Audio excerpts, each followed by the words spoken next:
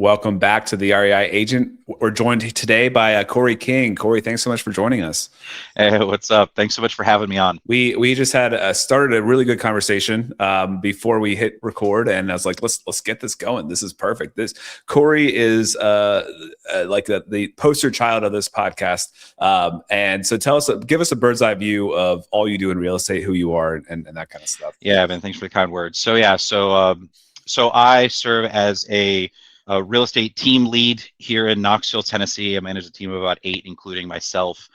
Parent, 3 young boys, and we also host a investor meetup here in our market. It's got about 2,000 members of that community, and so I also do probably 3 or 4 fix and flips a year. We've got a rental portfolio of about half a dozen single family homes, and somehow I managed to juggle all of that. Yeah, that's a lot. Cory, you mentioned off air that you kind of got your license to help with the investing side. So tell us about how you got started in real estate, and I guess it was through investing. What got you going? For sure, yeah. So really, the intro to it all was just becoming a first-time home buyer when I was 22, way back in 2009. This is down in the east central part of Florida, like the Space Coast, Brevard County area, and I would love to say I had the foresight in buying in like 2009, and I was gonna be this like wizard and all that. Or no, honestly, it was all like, I guess, ego and like fear more than anything that drove me to that. So I quit high school senior year, got just working into restaurants like full time, worked my way up into management, and eventually became an owner operator of my own place. And as part of that journey, at 22, I was having a bit of an existential crisis in seeing some of my peers that had graduated college and were going on to different things. And I was in this like, dude, what do I have to show for myself, like at this point in life? And so for me, like home ownership was like the equivalency of like a college degree of like, this is how I can show I'm doing something for myself. 100%, right? Great time to buy, like didn't quite have that like a mark. It was purely just on that. And it was like, I'm going to be 100 grand in debt one way or the other. So I guess a house, makes all the sense in the world. And so I started, house hacking before that was the term, just roommates. And it was 2 of my buddies that worked for me at my restaurant, put them in there. I think my mortgage payment was probably around $800 a month. And I charged each of them $400 a month per bedroom, including utilities. And like, that was it. It covered my expenses. Yeah. I was in my 20s. I was never home. They were never home. So like, awesome. We never really even saw each other. Fast forward a little bit, I then started finding kind of like just a little side hustle. Like I'm a big comics nerd, collectibles nerd. So I was going to auctions down there in Florida. I was going for and at these auction houses, it's like cars and boats and tools and collectibles. And then real estate like happened to trade at that. So I would go there like to flip comic books or tools and stuff like that. And then I started seeing like real estate looking around, and the used car dealerships, those guys were fighting over the cars. Like real estate was the interesting one. And I was like, like there's these like vacant lots in subdivisions that were like halfway built, like all around Central Florida.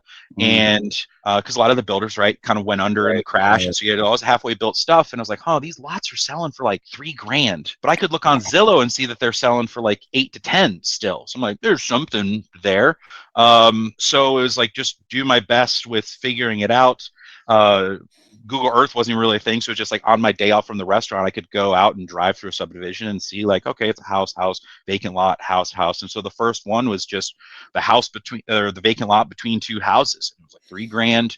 And then it bought it, had the deed recorded, then went and talked to the owners like on either side and just like knocking on the door. Hey man, like I got this lot next door to you. Thought I was going to build. Economy sucks. Like, meh. You want it? Like, bring the Zillow printout. Zillow says it's worth 10. Like, we take 8. And it was kind of like one of those, well, I don't know, kind of him and hawing. And then it was like, well, maybe I'll go talk to the neighbor. And I was, whoa, hold on a second. Like, honey, come here, right? And just like hashed it out and got the first one. And that was like all I needed to understand. Like, there's a little arbitrage here. And that got me more interested in real estate and understanding like, I can kind of trade paper a little bit here. I mean, granted, I still had to buy the lot, but like it was a neat little hustle. So I did that for a couple years, like go to an auction, buy a couple lots and go flip them out. And like, that was neat. Like, that's what got me into it. So fast forward a little bit further, like I was owner operator of a restaurant for 7-8 years. and had then met my wife while she was in grad school. She had zero desire to stay in Florida, and I was had hit kind of a ceiling of achievement, it felt like. So I was like, well, I can sell off a good chunk of this, so I have a small ownership stake in that business, but selling my house, selling a chunk of that business allowed me and my wife to relocate here. And then it was, well, all right, I don't really want to be in restaurants. I had friends that had left being bartenders or servers and gotten into real estate. So for me, I could look at them like, well, dude, they could do it. Like, surely I can do this kind of deal, right? So I just got my license. Then this is late 2018. At that point, got my license here in Knoxville and just went like off to the races, really starting to do it for myself, like kind of my own self-dealings, helping that out. And then started working with clients, and then started really finding the investor niche and working with other investors. And that's where like the light bulb went off for me, honestly, was understanding that I had to have a cash machine. Like, I've got to be able to do business here as an agent to have money to then go invest into my like wealth machine, so to speak. Right. So through that discovery and recognizing like, there's really not an agent or a team in this area that like specifically focuses on the investor niche. Like, there's not that go-to spot that like, oh, I could just plug in here and everything can unlock. I was finding investors were having to, I got to find my agent, and then I got to find a contractor, and then I got to find the right title company, and then I got to find the right lender.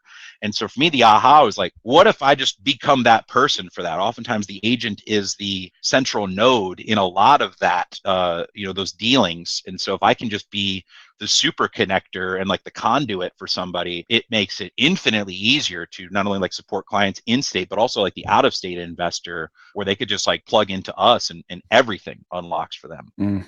I love it. There's so many things to unpack in your story so far. There's I wanted to touch really quick on that whole like the wealth versus like the cash kind of like machines, because I think that's something that people on the outside, they might hear your like portfolio of, you said 12 single families, right? Like, I mean, we got half a dozen. Okay. Well, yeah. Anyway, so like 6, 12, whatever it might be, people might see that and be like, okay, that's dude's like, like if you own your own house, maybe not even that yet, you might be like, this dude's killing it, right? But like, a lot of that stuff is a long-term play. Like, that stuff is the majority of my net worth is my rental portfolio. The majority of my income is my real estate sales.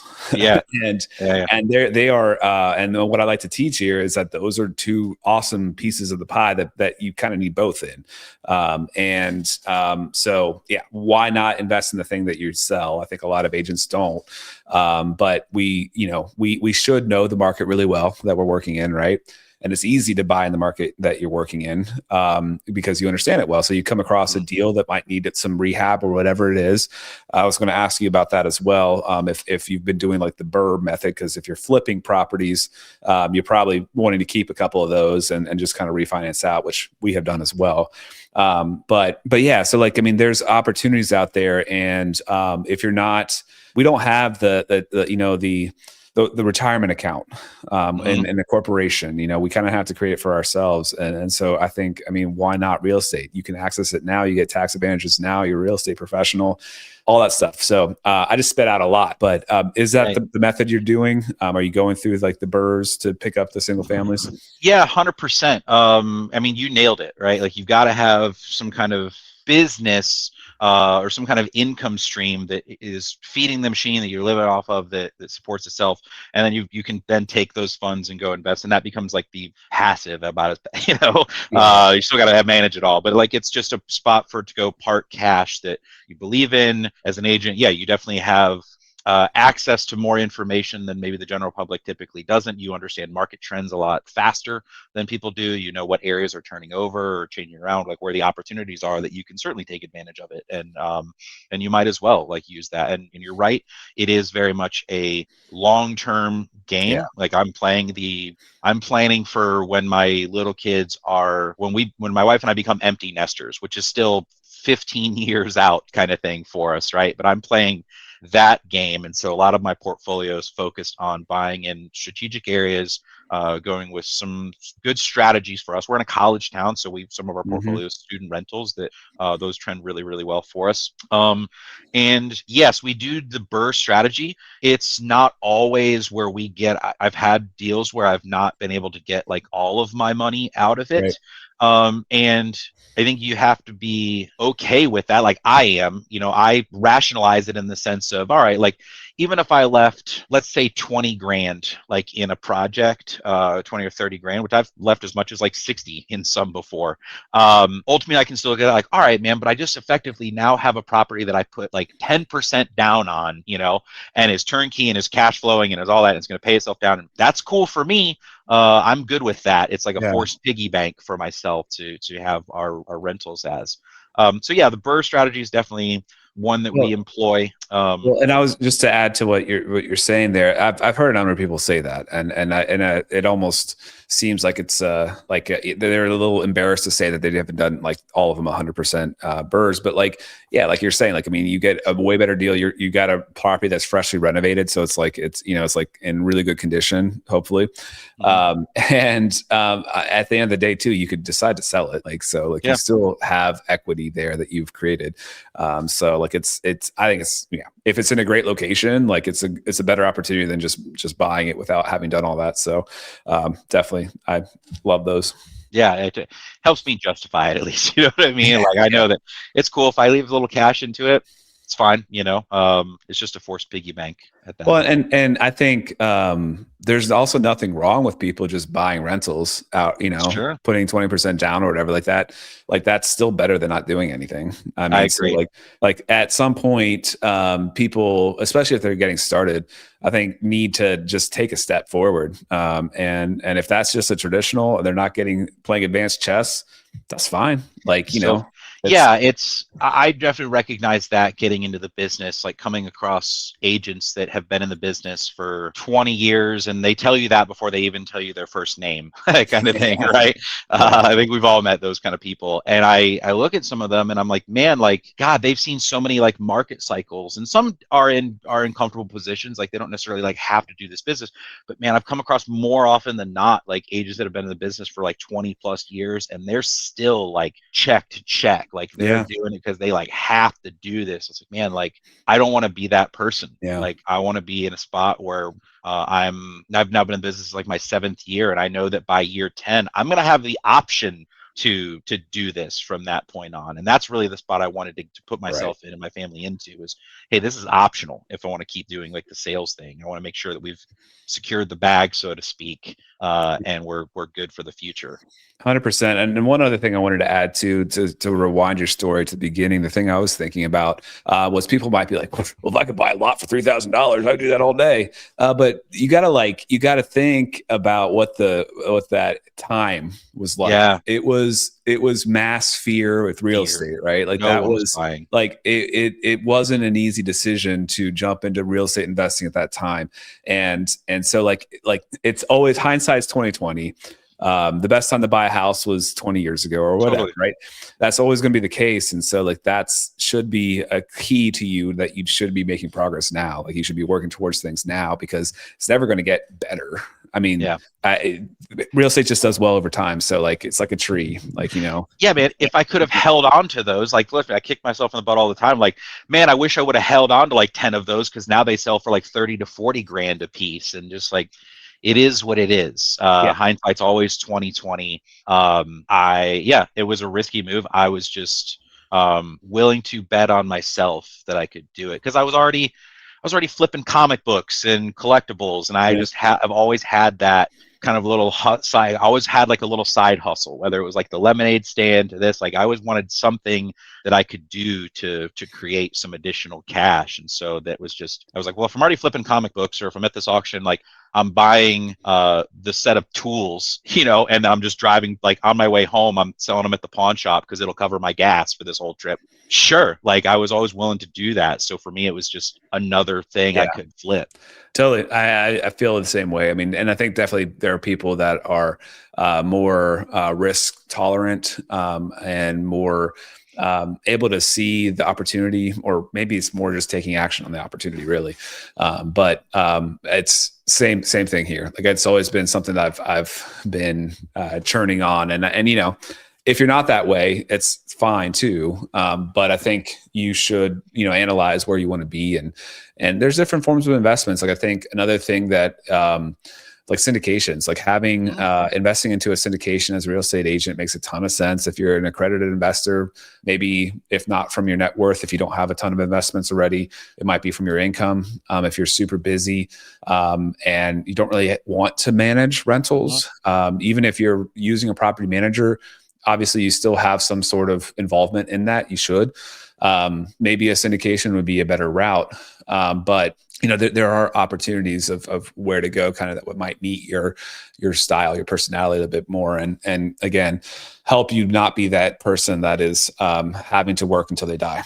Yeah, 100%. You're right. There's the coolest thing I found with real estate here is there's just so many options to go with, and certainly that can maybe paralyze some people. Kind of the analysis paralysis, like, well, which one do I go? And ultimately, I mean, you do have to just be willing to like bet on yourself and just pick something and just try it. Like, you're just not gonna know at the end of the day until you're actually doing the thing. Like, there's only so much you can read, listen, like study, practice running and things, and then eventually you're just going to have to, some of this is just learning like on the fly and rolling with the punches when they come. Well, and to go back to your analogy with owning a house versus having student loans, I mean, how easily do people spend tens of thousands of dollars on an education? That how often do they also not use their education? Like, I think it's valuable, don't get me wrong, but I mean, I study psychology, and that's great, and I worked in the field for a little bit, but I wouldn't have had to be in the career I'm in now. And I think a lot of people I went to school with end up in completely different arenas than from what they studied. And I don't think anybody would be like, it was not worth, there's the culture, there's the experience, there's the growth, there's, educating yourself. All that to say though, is like, if an investment doesn't go perfect, it's very rarely a zero-sum game, but it is a very good education. That's true. Yeah. Oftentimes those lessons can be worth way more than the initial like investment at the end of the day, right? Like, just by going through the process and like the takeaways you have from it all is worth 10x what the original like investment was. 100%. Break down your team a little bit more with me, your niche you have there, and then also like let's hear about your investment group. Yeah, for sure. So the team really started off like myself and my business partner about 2.5 years ago. It was like I started to kind of I was just heavy in the space, really like niched down into servicing like investors and landlords, like essentially myself, you know what I'm saying? Just like at the local level, as well as knowing I could be a resource for others that were inquiring through this area. At the time, I'd partnered up with Bigger Pockets and to just connected with other people. I'm very active on the boards in that community as well. So I recognize like, oh, I can just be this conduit and be the go-to source for people that are looking to invest in Knoxville or East Tennessee that maybe don't live here, and help building that out. So the growth of the team also came from like, one, I needed some help, just I needed some leverage and other people to help me facilitate this business. And two, man, I also got tired of just seeing other agents like struggling in the business and also not taking action in their own investment journey. And so a lot of like what I do is help be the model for agents on my team, like showing them, here's the different plays you can run, here's ways you can raise capital to go run a play, here's how you can position yourself in a deal to have some equity in it. One of my agents has a 15% equity stake in a new construction. They're doing like a build to sell, but he found the buyer, found the dirt, put the builder, like put all that together, and they're all working together. And then when they go exit, he'll get to list it, and then he'll also have an equity position in that deal. That's cool. Like, it's awesome, right? Like, I love showing people how to do that. And so for our team, we're just a collective of agents and investors. We're all on the same journey. Some of us are newer and maybe they like own a home, and some of them have like, they own a home, they've not bought their first rental. We're all just kind of figuring it out together, but it makes for just a really powerful group. And I've worked to kind of curate specialists like in that space as well. So one guy on my team is been a short-term rental manager for the last, I don't know, close to like a decade, right? So we've got the Smoky Mountains and Sevierville Pigeon Forge. Yeah, yeah, Gatlinburg yeah. is like 40 minutes away from us.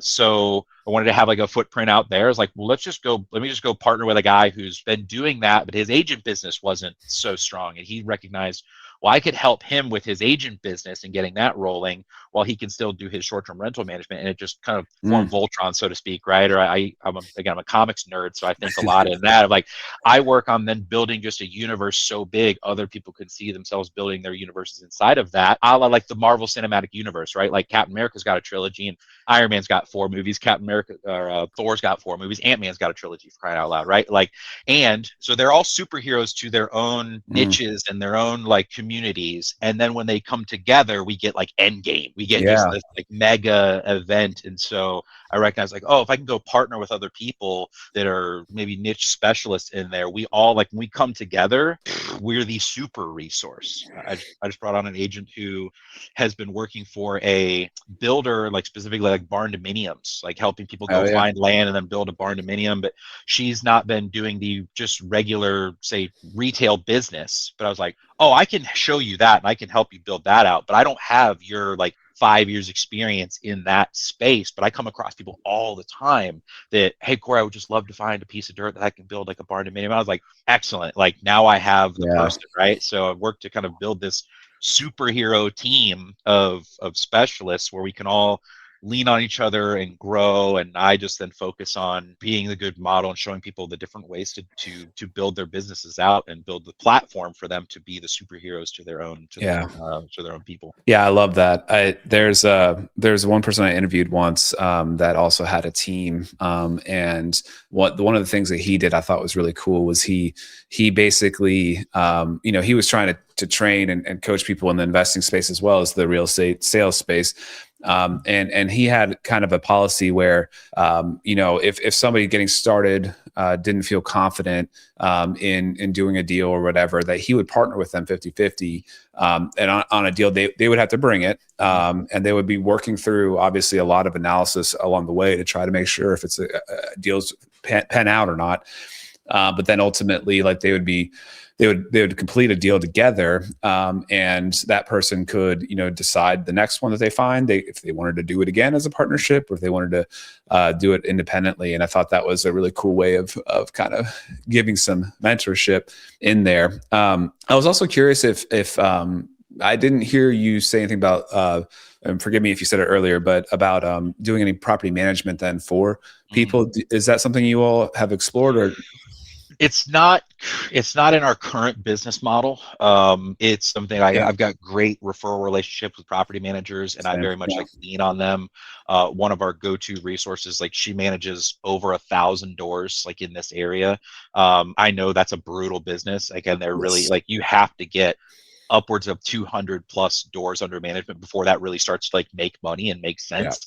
And so for me, it's not in my business plan. It's not certainly there for like the next like couple of years, because it's just its own other monster. And and I'd rather just like, when somebody will ask me about like rentals, I can paint in broad strokes based on my own experience for certain geographic areas about what you'll see, or certain niches about what you'll see. When people want to start getting really granular about like, what about this property on like 123 Main Street, I'm gonna go, excellent. That's why you need to talk to Kristen, because she just has so much more data to go off of. When they've got 1,000 doors under management, like she can give you like the dollar per, the exact dollar amount. I'm going to give you a range. So I'm a big believer in like teeing up the experts in their space. 100%. And sales and rental management are completely different things. Like 100%. Yes, your license can do both, but like if you look at, you could do both. I'm not saying you can't, but I think if somebody's really geared towards systems and policies and that kind of stuff, they're often not in the sales role. They're not like rule breakers and like out there. So, anyway, I get that. I think there is something cool. There's a cool approach of trying to be somewhat of a, consultant or like almost like a wealth advisor for real estate, where that, you know, ongoing management could kind of play into that idea.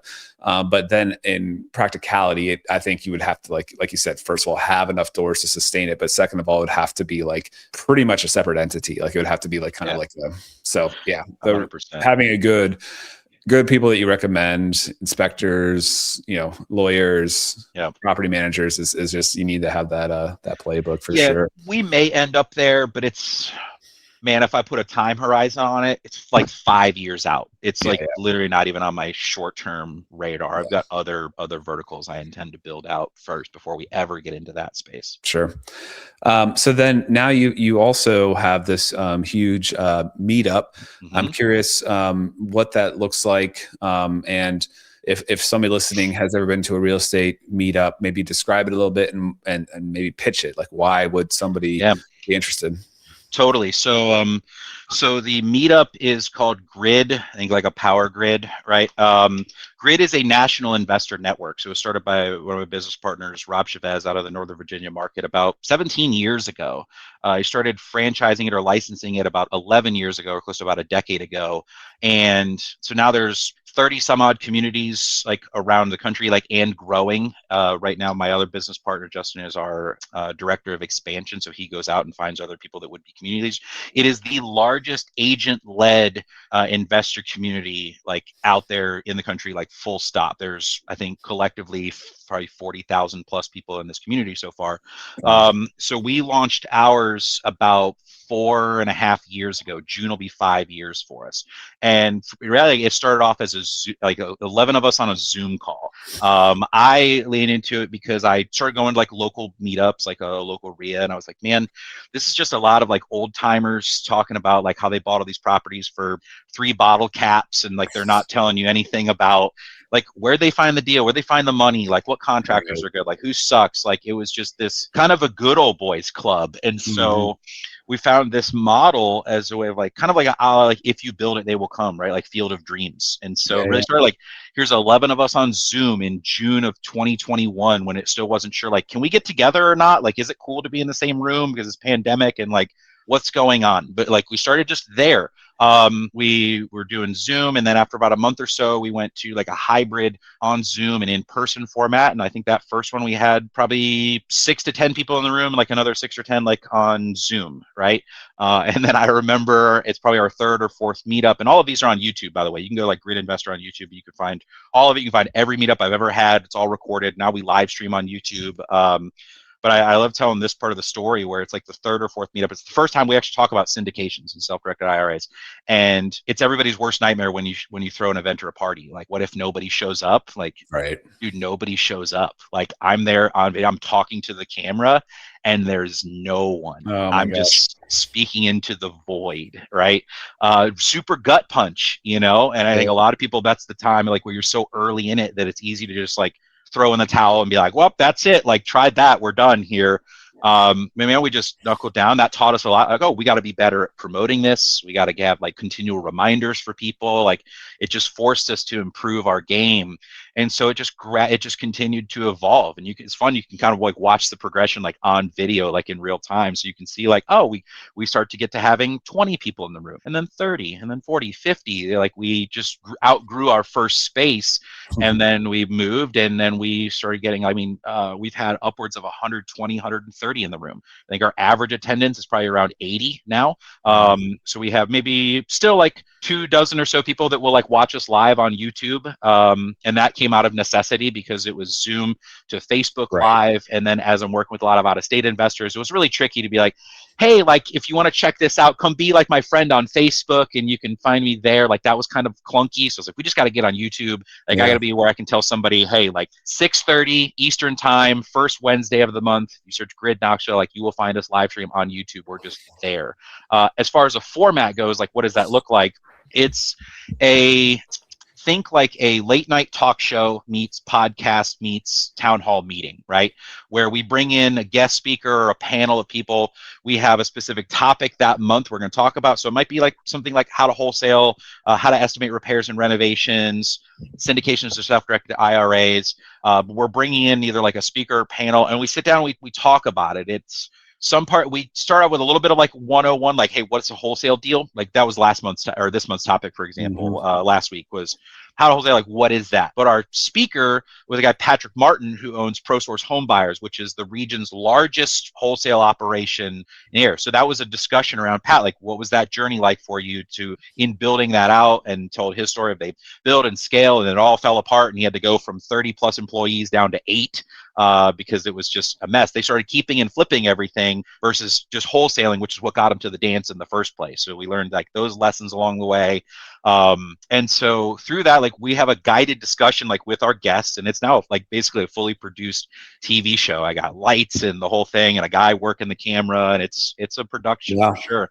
But in that, we're having a guided discussion, and it's in front of a room of like 80 to 100 people, and there's active Q&A. So it's like an active discussion that we're having, like we're kind of guiding this story, and people in the audience can chime in and can participate and can ask questions. And so it makes for this super cool dynamic environment where you're not leaving there feeling like, well, man, I never got any of my questions answered, or like, yeah, good story, like buy pre-pandemic. Cool, bro. Like, let's talk about like what's happening right now in the market and what challenges are people seeing. And our next meetup here on March 4th is just that. It's how to estimate repairs and renovations, which I think applies to like everybody. Yeah. But in that, like we bring in usually 2 general contractors from our area, and I do some show and tell, like here's the last 3 or 4 flips that I've done over the last year, and I just break it down. Here's what I bought it for, here's how much I went into rehab, here's how much I sold them for, here's the problems I had like along the way. And we're able to come away from that. We deliver what's called our 4 levels of renovation framework, so that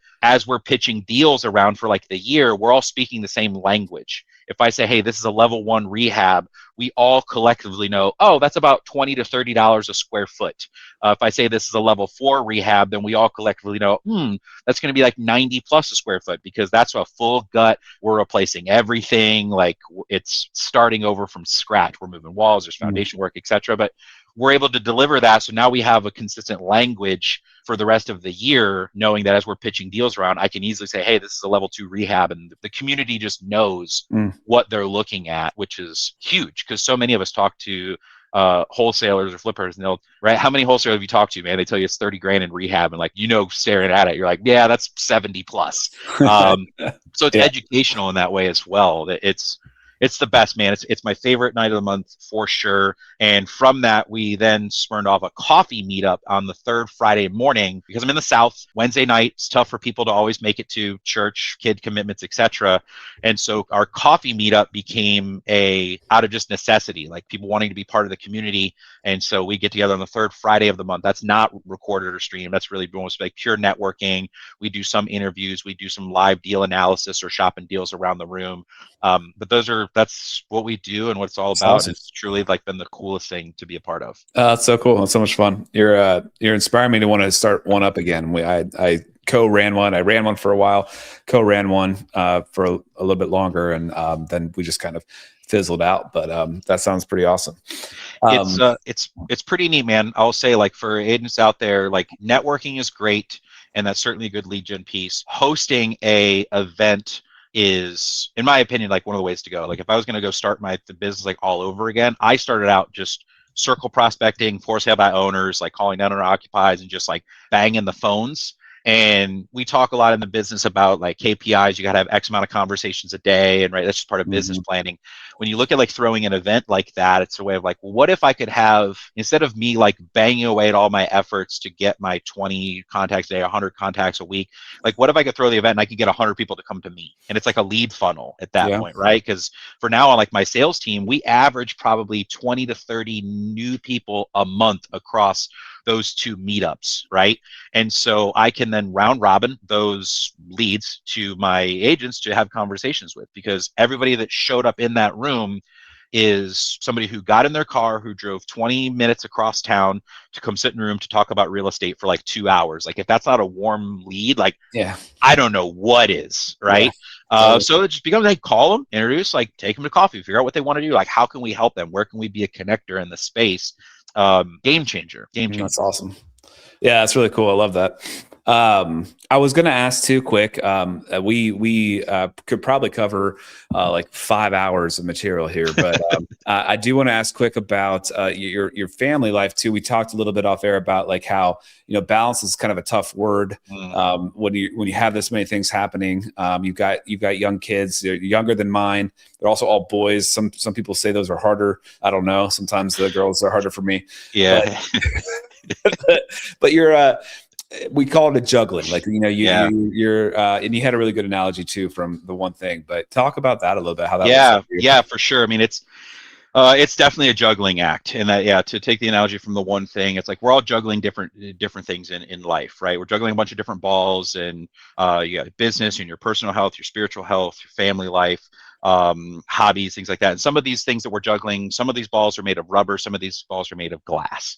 Business is a rubber ball. You can afford to drop it. Like, it feels anxious when you drop it, but it's a rubber ball. It can bounce back. It's fine.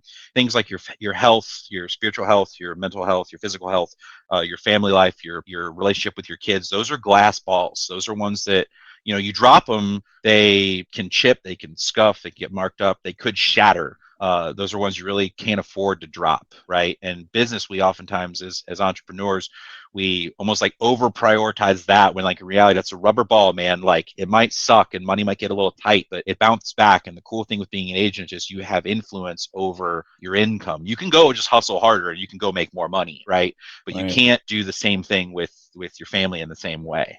So prioritizing that is super important. It's something I've had to learn, and I'm still not perfect at it by Yeah. any stretch, right? But that analogy really helps me bring things back to center, and so I've worked to put some guardrails in place to help protect those things. Yeah, I mean, that is, people always, you get to choose your own hours. You get to choose what hours you work. You get to, do that. And like, it's easy to choose what 16 hours a day you want to work. Sure. Yeah.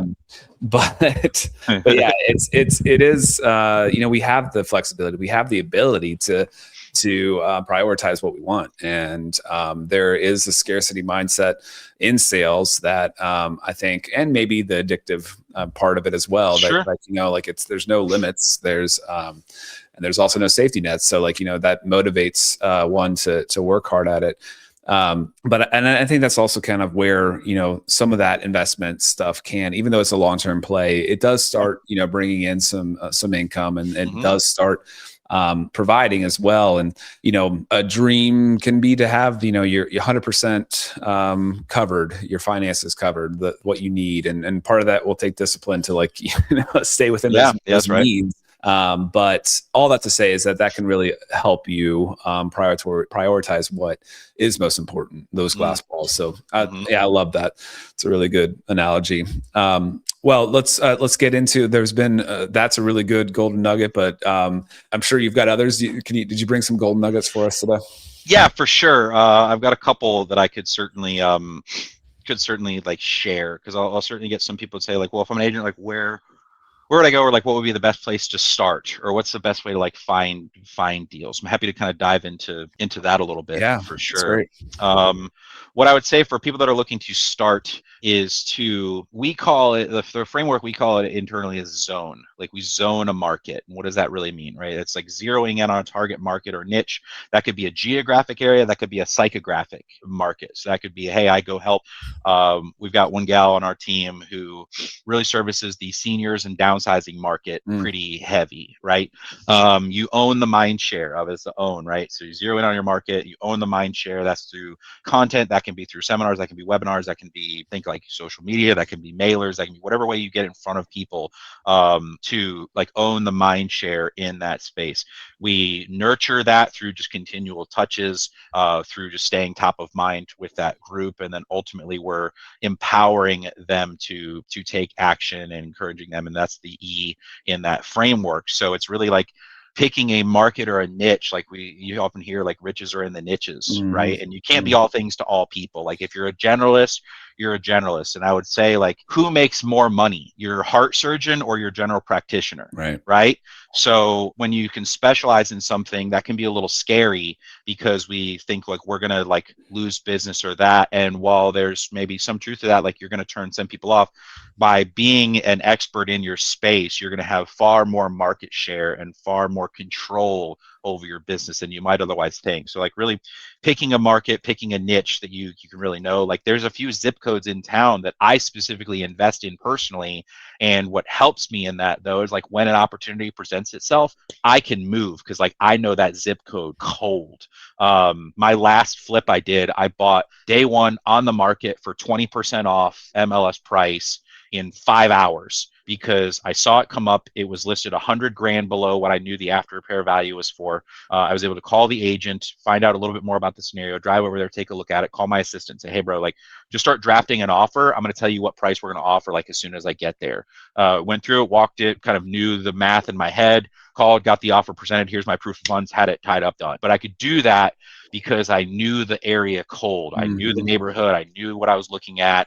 And so I could act far faster than anybody else could because most other investors would have to go over there and hem and haw and bring a contractor over there. And they would waste a day or two just trying to analyze this thing. But I knew it because I knew the zip code. I knew the area cold. So really like niching down and then just like picking a strategy by which you're going to go do that. So if you're going to just like prospect, if you're going to like, see, if you're going to do expires, like do expires, don't squirrel around, like pick something that you can do and do it for a minimum of 90 days because so without that, you're not going to have any data to go off of. And so many people I find like they squirrel around too much. They try something for like a week and then they bail and go do something else. And like, you really got to take a 90-day focused, hard effort at something before you're even going to know whether it's working or not. Yeah. I love that. That's really good. Yeah. That's a huge one for me. And certainly just being an agent's definitely just helped me out like on my investment journey to that point. Like speed is one of those things. Like the more market knowledge I have around something, like the faster I can act on something. I don't have to really waste a lot of time. And I can represent myself like in those deals as well, you know, which also helps a bit. I don't have to wait on somebody to I don't have to like wait on an agent to go let me into a house or something like that. If it's vacant, I can just go and show. Like I'm an only child, so I'm naturally just can be impatient and selfish. And I just kind of want to go do this thing. I don't want to have to wait for somebody. So part of me, that was when I got my license, was I knew that, oh, I can just go. I don't have to wait for that. I could just schedule and I could be there in an hour. Yeah, 100%. If you don't have anything else there, I would Jen ask about the book. Do you have one that you think is fundamental that everybody should read, or just one that you're totally? I've got two if I could share actually, because I think they're both important, right? Number one is Profit First by Mike Michalowicz. It's one of my favorite ones because that's really helps you understand your financials and how to what to do with your money when you bring it in, which is like super important, and how to structure yourself for like how to pay yourself your profit first and paying yourself, and how to operate your business off of say a limited amount of like expenses and then scale it as you grow. Huge one of my favorite ones, one of my biggest recommendations. Number two would actually be Exactly What to Say by Phil Jones. It's a great simple book to understand conversational frameworks, how to ask really good questions and then like listen for motivation. We've got like a rule on our sales team, like we never ask why. That's a forbidden question. You're never allowed to ask why. You can't ask somebody why are you moving, right? It's what's got you thinking about making a move? What's causing you to think about that? It's a different frame, you know. As parents of young children, when your little kid's coming up and asking you, and they're asking, what's the first question we learn as humans? Why, right? And then as parents, we can get frustrated because my toddler asks me, why? And our natural answer is like, because I said so, right? So it's a confrontational question. So we don't train to that. We try to find ways to ask who, what, where, when, how questions. Anything that starts with that is the good start for a good question. So Exactly What to Say helps give you some like magic words and frames that you can ask really good questions. And that'll help you in sales and just in life in general. Yeah, no, that makes a lot of sense. I'm gonna have to pick that one up. I have not read that one. And the Profit First one is definitely one that we are trying to revisit and restructure. I think it's very common in this business that, you know, you have the dry season where a lot of things can happen, and it just, you know, there's the ups and downs of the business. And I know a lot of people operate differently. There's people that will dip into equity lines or whatever to kind of keep the train running until the the money starts coming in again. But obviously the more you can just kind of forecast and plan and save for and keep your expenses within line of what you're producing makes a ton of sense. It makes a really good analogy or kind of frame I'll share with that is it talks about how part of why we got really fat in this country is because our dinner plates got bigger. If you go back 100 years, most dinner plates are like saucers. What we would consider a saucer. They're like a little 6-inch plate, maybe a 9-inch plate. And then we allowed our plates to get bigger, so we put more food on there, and then we just eat more and we got fatter, right? But if you give your business a smaller plate to eat off of by taking your profit first and then paying yourself, you got to get paid for doing the deal. Profit is separate from that, right? That leaves you with a finite amount of expenses to operate your business off of. And when you do that, you'll find you're staying in a very disciplined way to operate your business. You're actually operating your business like a business. A lot of agents, I think, we get into the business and people tell us that you're a business owner now and you're operating like a business. We don't really quite conceptualize what that means, but it's true, you are. And that's a great framework for how to actually give your business money to operate off of, but without getting super bloated and super fat. You'll force yourself to get creative when you have a smaller amount to work with at the front end. You'll find ways to get creative, how to have a lower client acquisition cost, how to keep your expenses low, and how to hire in the right order. So that book's just foundational for me. It's one thing I tell everybody. I'm if you could buy one book when you start getting into it, that's one. Exactly what to say is awesome. Number 2, in that one. I love it. Those are great. And then is there a place that if they wanted to learn more about your Meetup, about you in general, about what it would be like to buy in that area or invest in Knoxville? Sure. Where can they find you? Yeah, where you can find me. So you can search if you want to check out our Meetup a little bit more. You can check us out. We're on YouTube. If you search Grid Investor on YouTube, you'll find the entire Grid network on there as well. My business partner Justin hosts an amazing show every single week as well, a podcast that he hosts on there, interviewing agents from around the country. Great one for people to tap into. So check us out on YouTube there. If you want to check out myself and my team a little bit more, you can go to thecazagroup.com. That's CAZA group.com. You'll find us there. You'll find all the markets that we operate in, because we're here in Knoxville, we're in Raleigh, North Carolina, and also in the Northern Virginia market as well. So kind of this mid-Atlantic South region is the area of growth that we're operating in. So if you want to check us out, come check us out there. And then if you want to find me on socials, I think I'm pretty easy to find. Instagram is just Cory King on Instagram. You can find me there. Happy to chat. Perfect. Cory, well, thanks so much for being on the show. Like I said, we could probably talk for a few more hours, but I know your time is limited. So thank you so much for being on. Hey, appreciate it. Thanks for having me on. Thanks for listening to the REI Agent. If you enjoyed this episode, hit subscribe to catch new shows every week. Visit reiagent.com for more content. Until next time, keep building the life you want. All content in the show is not investment advice or mental health therapy. It is intended for entertainment purposes only.